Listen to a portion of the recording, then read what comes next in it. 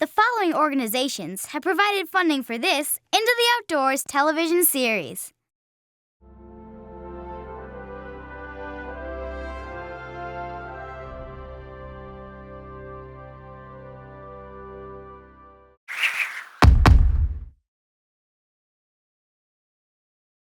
Okay, people, this is the week of the big team research project. And again, this is about working together as a team, right? To gather information, to figure out what's missing, to get it all together and deliver your findings all under a deadline. And remember, pick a subject that you're passionate about. So get together with your team and get started.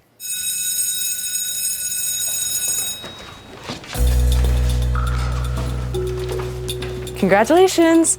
We're partners for the big research project. Where were you today? Hey, sorry. I'm at the hospital. Oh no, is everything okay? Yeah, I'm fine. But you know how close I am with my Uncle Rick? Uncle Rick with the boat? He was in an accident, and he had to be rescued this morning. Now everyone's here, everyone's a mess, and now I've got a teen research project. So, yeah, I guess everything's just okay. Let's meet up. I'll give you the rundown. Things may not be as bad as you think. I just can't believe it. It can all happen so fast. You know, we're all so fragile. Can you tell me what happened? Uncle Rick's had that boat as long as I can remember. So every summer we'd go out on like a kayak or a jet ski. Anyway, I guess the weather went sideways and somebody on like a speedboat. Rick's waving at him, but the next thing you know, they're transporting my Uncle Rick downtown with what they say is at least a concussion. I'm so sorry that happened. No, maybe there's some good news. The teacher said our project can be a video, which is cool because I just got a new camera. What are you thinking about? What if we were like pirates? You want to be a pirate? Or like Vikings? And we're Vikings because... If you were on a Viking ship like 5,000 years ago and you broke your leg, they just say, sorry, Sven, you broke your leg. Here, have some hardtack. We'll be there in 3 months. Okay, well, first of all, the Vikings did not have hardtack. They had porridge and salted meat. Did you know it only takes 10 pounds of pressure to break a human wrist? Okay, where are you going with this? Hey, you want to be a Viking so you can eat porridge with a broken wrist? Our research project should be about boating safety and how not to get seriously injured on the water. Okay, there you go. Recreational boating safety, case files, and best practices. We track down real cases of real people actually getting saved. And we could also cover weather hazards, navigational rules, wildlife preservation. And paying attention to other people on the water, which can be fun, but also dangerous. We have to get that across somehow. There's something I need to tell you. We are not the only ones on the team. Oh, great. Who is it? Our class lizard, Steve? No. It isn't. It is. Oh, come on. You don't know what I'm up against. I'm sorry. Not Terry. You know, she did make a showing at the science fair. Yeah, if you call building a solar-powered leaf blower that only works underwater a showing, then yeah, I guess it qualifies. Apparently it's for moving algae, and there's a patent pending. Look, Terry's idea of teamwork usually involves hot glue, goggles, and at least one fire extinguisher. Did you know that she's ordered Frito pie for lunch every day since 5th grade? You're not supposed to do that. And have you seen her eyes? She's got like crazy eyes. She's behind me, isn't she? Seagull is looking for a life jacket. Can we get the check, please? Don't worry, Jack. My contact's downtown tell me your uncle's gonna pull through. Wouldn't hold out too much for the boat, though. We'll have to get that out of impound tomorrow and get a look at what you're in for. Listen, Terry, we're all enchanted by the theatric, but this isn't the science fair. Okay, this is life and death. I'm closer to this than you think, Jack. Oh, really? Is that why you're dressed for Halloween on a Monday? Okay, I think we are all under a lot of pressure, and we need to take a step back and relax. This one can take all the steps back. Okay. I thought I was gonna get to work on a project with you guys. You know, as a team. At the science fair, I was all by myself, and yeah, I nearly blew my hand off, but you guys know what you're doing. And you need case files, right? The DHS keeps a database of all Coast Guard press release material on their website, free to the public, but I'm sure you already knew that. We go case by case. It happens to people almost every day, so we'll have plenty to go through. We're gonna show them how easy it is to get hurt out there. It only takes 10 pounds of pressure To break a human wrist, yes, thank you. Our project will lay out a real plan for keeping everyone safe. You need me. We need each other. We've got a job to do, Jack. For Uncle Rick? For Uncle Rick. Next time on Into the Outdoors, Diane gets caught in a deadly game of cat and mouse. I'm telling you something right now, and you better be listening. These outdoors are not gonna get into themselves, and we don't have much time. If a tree falls in the woods and no one is around to hear it, doesn't make a sound. That's the risk I gotta take, but I won't be doing it alone. Diane, this entire episode is about boating safety. If you don't stop this ridiculous obsession with getting into the outdoors, then I can't protect you. You used to have my back on this. You go into the outdoors, and I don't know if I can get you out. Then how do you explain this? The turtles are freezing. Meet me at the aquarium. Don't get cold feet. All right, we go into the outdoors together.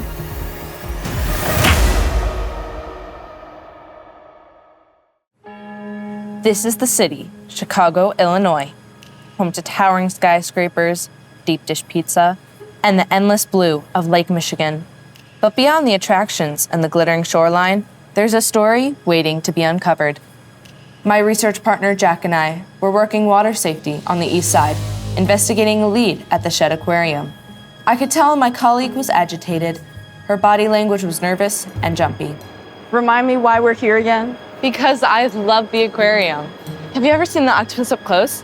They're basically aliens. You said you got a weird message, something about turtles? Oh, yeah. The turtles are freezing. Meet me at the aquarium. Don't get cold feet. Boy, that voice sounds familiar. Where have we heard that before? I know, right? What does that even mean? The turtles. Freezing! Did you know the Coast Guard has rescued hundreds of sea turtles over the last decade? Hundreds! How cool, Terry. Some of us have a nervous condition. Terry, if you don't tell us now why we're at the aquarium and what this has to do with our research project on boating safety and rescue, I'm gonna have you sent to the kitchen. Actually, this is pretty great. Look at this. February 2024, Hatteras Inlet and Fort Macon released 81 rehabilitated turtles. They were cold stunned, which means Their body temperatures drop too low to function. Happens when the water gets too cold, too fast. Turtles basically go into shock. Without help, they're, well, turtle popsicles. Fine, but how did they rescue them? Tiny turtle-sized stretchers? You may laugh, but the Coast Guard's got this down. They partner with scientists, scoop the turtles out, and get them to rehab centers. Sometimes even the aquarium staff pitches in. look at this one. This turtle's nearly 800 pounds. It was tangled in fishing gear and they still managed to free it. And not just any fishing gear. Lines designed to catch tuna. Do you know how much coordination it takes to pull this off? Okay, but what's the big deal? I mean, it's cool and all, but aren't turtles just turtles? Turtles are a keystone species. Without them, seagrass beds and coral reefs would collapse, which means less biodiversity, more erosion, and fewer carbon sinks to combat climate change. Translation, no turtles, no healthy oceans. No healthy oceans, no planet. Where do they find these turtles in the first place? They look for them floating on the surface. A cold stunned turtle can't dive, so it just bobs there like driftwood. And if they're tangled in debris, the Coast Guard gets help from scientists to free them safely. So it's not just the Coast Guard. They work with aquariums, rehab centers, and scientists to make all this happen. Exactly. Aquariums do the rehab, scientists help logistics, and the Coast Guard gets them out of the danger zone. It's important to note, though, that these turtles live in saltwater, like the Atlantic and Gulf coasts. But here in the Great Lakes, you'll find freshwater turtles that face different challenges, like staying clear of invasive species. Listen, Terry, this whole thing with the sea turtle case, it's got us all on edge. Sorry I, lost my temper. You did good here. I'm not fishing for praise, Jack. And we're not out of the water yet. You have yet to meet our mystery guest. Could you state your name and occupation for the record? My name is Dr. Megan Strobel. I'm a veterinarian at the Shed Aquarium. I provide care for the sea turtle that lives here at the Shed Aquarium, and I've also worked with rescue and rehabilitation work. Can you tell us how biodiversity leads to healthy oceans, lakes, and rivers? Biodiversity is just that. It's the diversity, so the number of different species that lives in one ecosystem, and then how it impacts, honestly, every other ecosystem on the planet. So all of these different ecosystems and groups of animals all come together to form one giant healthy space on the planet. Each animal has its own role within that ecological niche. If you eliminate a sea turtle from its ecological role, then that space is left open and the whole kind of system becomes off balance. So sea turtles specifically help to kind of modulate the coral reef ecosystems, which are really the backbone of our ocean's health. So sea turtles are voluntary air breathers, which means that they need to come to the surface to breathe air. They spend a lot of their time basking and foraging and sleeping at the surface, and they also need to come onto shore to lay eggs. That puts them in kind of shallower coastal regions, which is typically an area where boaters also frequent. When you think of sea turtles, you might not necessarily immediately think of boat safety, but sea turtles are uniquely susceptible to impacts from boat collisions, especially when boaters aren't really mindful of their surroundings or aren't listening to speed limits. One way that we can protect sea turtles is by being aware of what's on the surface and what could be just under the surface of the water when you're boating. A lot of the speed limits that are in place are put specifically to protect wildlife and their ecosystems. Most of these animals die, unfortunately, of their injuries. The animals that are lucky enough to be found and in a fairly stable condition are then brought to rehabilitation facilities. And unfortunately, a lot of those animals end up being non-releasable due to their injuries, which is where aquariums like the Shed Aquarium or other long-term care facilities then provide lifelong care for these animals because they can't survive in the wild. This is the sea turtle's home, and in obeying local laws, in slowing down when we're on our boats, we are showing our appreciation for the ocean environment that they live in. Now, we need someone who knows the logistics of rescue. What to look for? Good call, but who? Real-life turtle-saving heroes. Let's just say, I know people. Hi, my name is Mike Daniel. I'm the Director of Animal Care for the Johnny Morris Foundation. Hi, Mike. Tell us what you do, Mike. So Wonders of Wildlife became involved in sea turtle rescue 5 years ago. There was a massive stranding event, and we were very excited to offer a hand to assist with something as important as cold-stunned sea turtle rehabilitation. How does this happen to these turtles in the first place? So every year, there are cold stunning events that are experienced on our coastlines. So when we have strong cold fronts that come in, big winter storms, the air and water temperature drops very quickly. Our marine reptiles, our sea turtles, start to have problems. That's where these amazing volunteers that comb the coastline look for turtles that need help. How do you find these turtles? And what happens next? When a turtle is identified on the beach that's washed ashore that needs help from facilities like Wonders of Wildlife and other aquariums and other amazing sea turtle rehab facilities, they are identified. They'll contact their local agencies, their fish and wildlife teams. Those turtles will be moved to places like the New England Aquarium. Once those turtles come in, my teams take action. Our veterinarians take their first looks. We've already received all of the medical records and data from the New England Aquarium, so we know what we're looking for. And then we get them into a system where we start the long process of healing and recovery. What kind of turtles are we talking about here? What makes them so special? The turtles that are out there are playing unique and varied roles in their individual environments. Green sea turtles are the gardeners of the sea.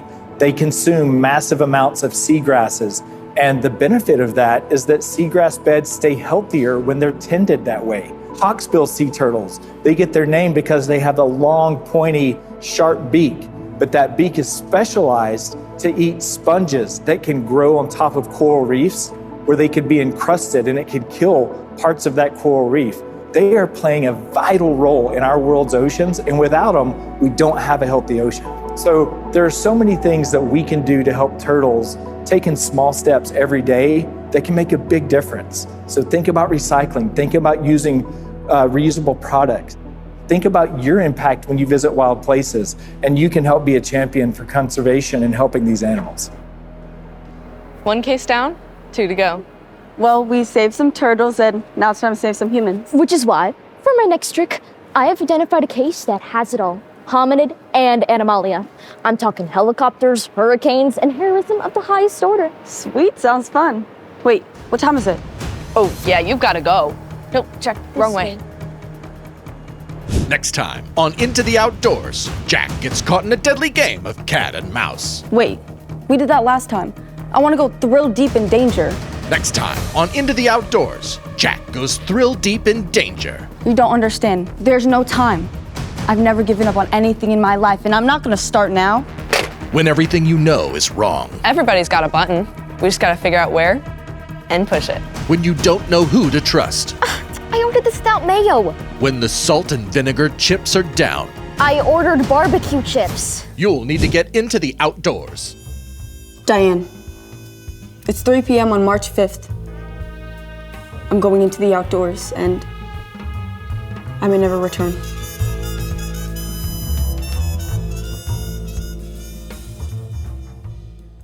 It's 6 p.m. Time for Into the Outdoors Action News. And now, your Into the Outdoors Action News team. Diane Baker, Jacqueline Mason, Terry Monahan, and Terry Monahan with sports, Terry Monahan with consumer reports, and Into the Outdoors at the movies with Terry Monahan. Into the Outdoors Action News starts now. Weather, the ultimate foe of the unprepared boater. 1 minute, calm seas. The next, disaster. This is Lake Michigan, tearing out the Bermuda Triangle. Oh, really? Tell that to the 50-mile-per-hour winds we had here just last week. The weather doesn't care where you are, Diane.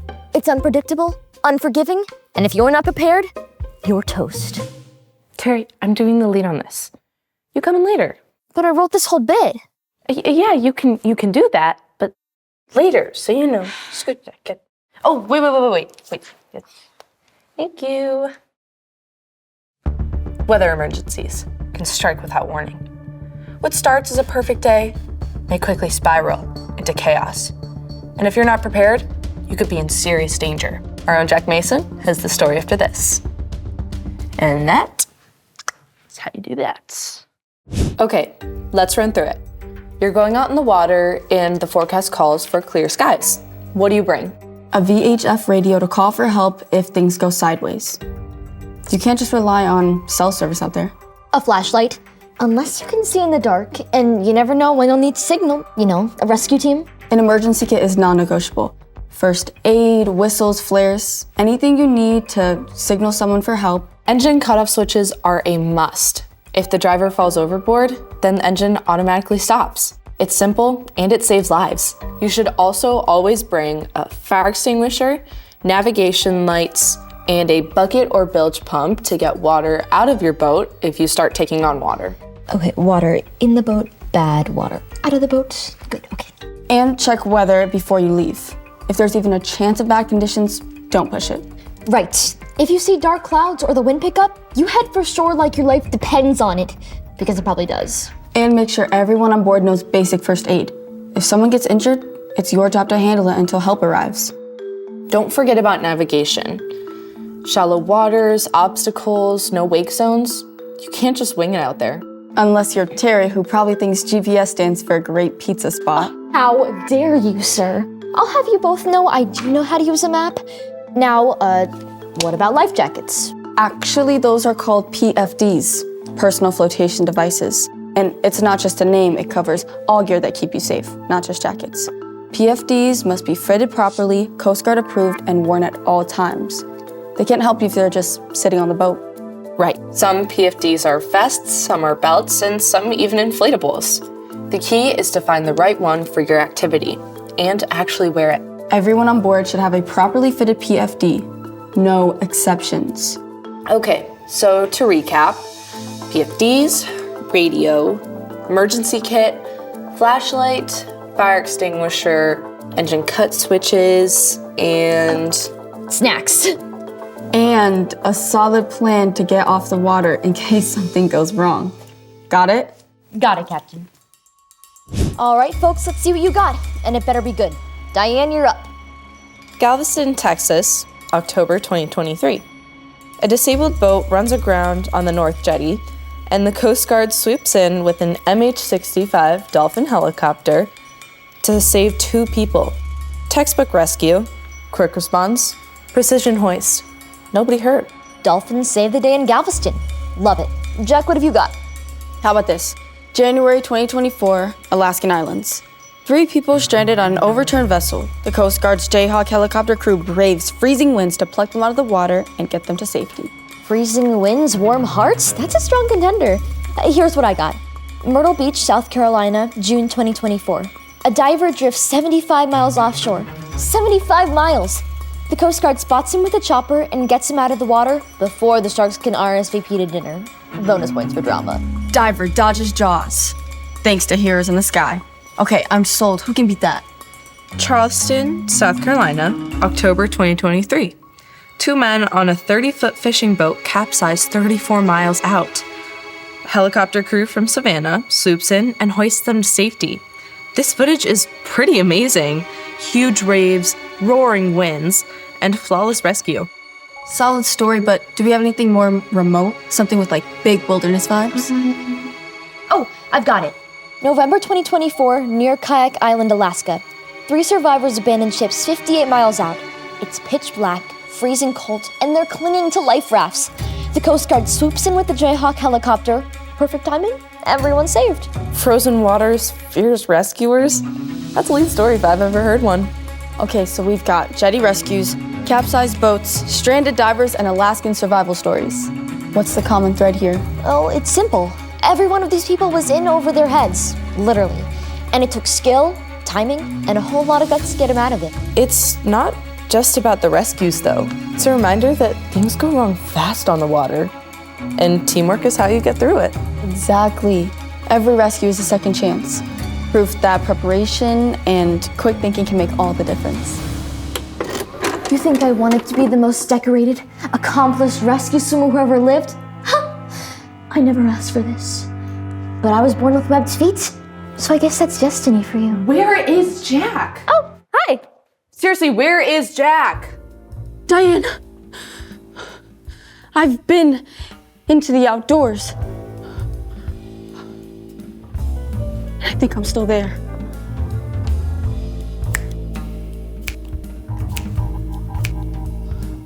We'll be right back.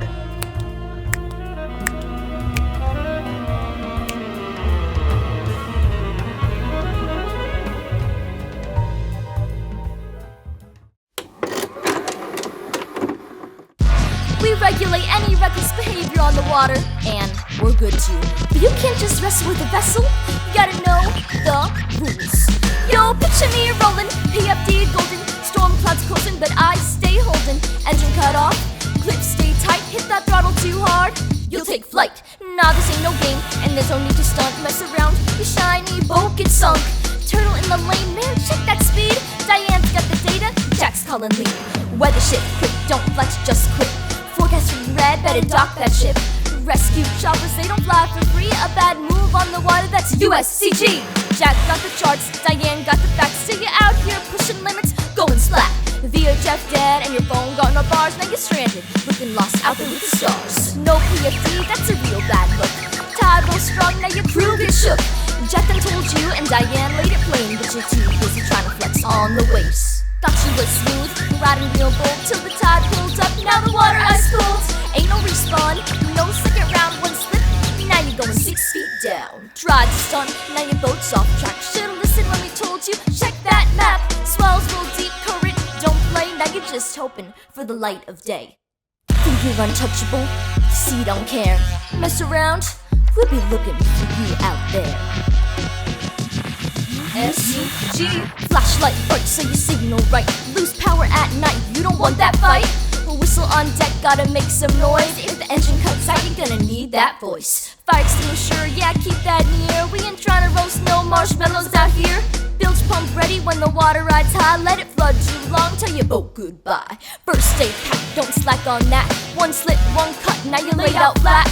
Jack says check it, Diane got the list. If you leave one thing, man, that's your risk. Check that weather, don't play be wise. If the wind picks up, you better recognize. No GPS, you better have a map. Ain't no Siri when your service go flat. Know your zones, yeah, slow your roll. Ain't no drifting where the big waves roll. Every move counts, better make them right, or you're swimming in the dark when you lose that light. Hey, we're just trying to keep your crew intact. Play smart with the charts and respect the facts. Next time you float, you better read that map, or the Coast Guard that'll welcome you back. SG. Sheila is looking for a life jacket. So, what did you think?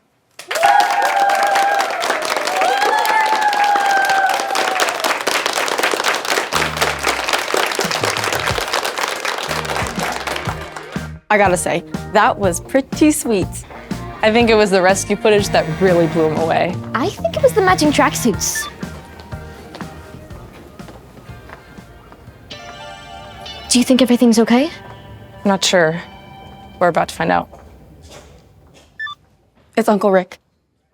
He's gonna be okay.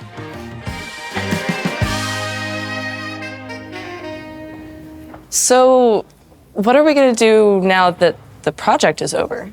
First, I'm going to the hospital. After that, maybe I'll help fix Rick's boat. And me? I'm hitting the pool. Gotta work on my butterfly stroke. I'm terrified of water, but you know, being terrified of something has never stopped me from trying it. I'm getting back to the editing room. I think our video needs a killer end credit sequence.